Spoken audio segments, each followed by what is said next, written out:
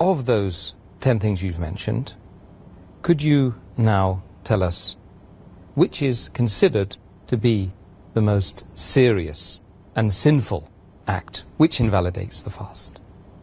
The act which is the most sinful and most serious amongst all of them which invalidates the fast, it is sexual intercourse.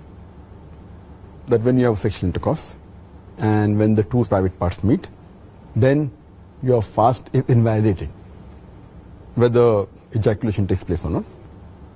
And you have to repent for that. You have to complete the fast for that day and you have to make it up later, and you have to pay a penalty, that's kafara. According to the Sahih Hadith, in which a beloved Prophet said, it's mentioned in Sahih Bukhari, volume number 3, in the book of fasting, Hadith number 1936, where a man comes to the Prophet and says that I am ruined. Oh Prophet, I am ruined. The Prophet says, what is the matter? The man says, I had sex with my wife while I was fasting. So the Prophet says that, can you free a slave? So the man says, no, I cannot. Then the Prophet asks, can you fast consecutively for 2 months? Can you fast continuously for 60 days? The man says, no, I cannot. Then the Prophet says that, can you feed 60 poor people? And the man says no, and the hadith continues. In short, we come to know from this hadith that if any person does a sexual intercourse, it is one of the major sins. It is the most serious and sinful amongst all the things that break the fast. The person who does this sin, he should immediately repent to Allah subhanahu wa ta'ala and ask for forgiveness. He should complete his fast for that day and make up for that fast later on after Ramadan. And he has to pay a penalty, and the penalty we come to know from the hadith is that he either frees a slave if he can, if he does not have the money to free the slave, or he cannot find a slave to free, then he should fast for 2 consecutive months. Fast for 60 days. If he cannot do that also, then he should at least feed 60 poor people. And these are the 3 options that have been given for a person to pay as a penalty, as a kafara.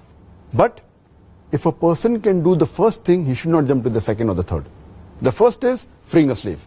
If he cannot do that, if he doesn't have the money or cannot find a slave, then he can go to the next option, that is fasting consecutively for 60 days.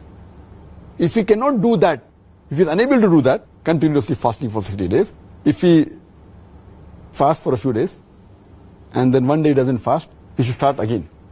He should fast consecutively for 60 days. If he doesn't have the capacity to do that, then what he can do is he can feed 60 poor people. And each poor person should be fed with approximately half sa. Each sa is equal to 3 handfuls of outstretched hand of wheat. So half sa per person, or the food that is there of the land.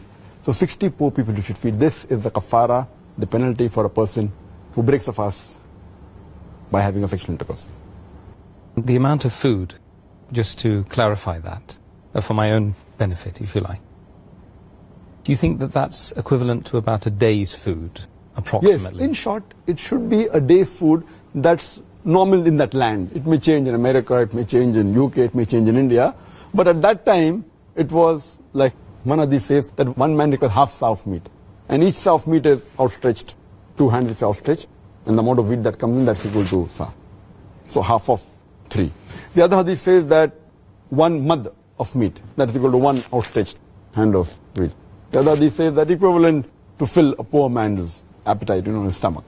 So in short, you should feed a poor person, 60 poor people you should feed, approximately what is the food of that land that you should feed him. And if you can't find people in your land who are poor, then you look for the nearest place, or? Yes, anyway. And that's difficult in today's world that you cannot find 60 people to feed. I don't know any place in the world where you cannot find 60 people to feed. It may not be a locality, but if you just go to the next locality in your city, surely, in your country, surely you can find. I wish to Allah subhanahu wa ta'ala may that time come. Aameen, Aameen. Which will come, inshallah. Inshallah.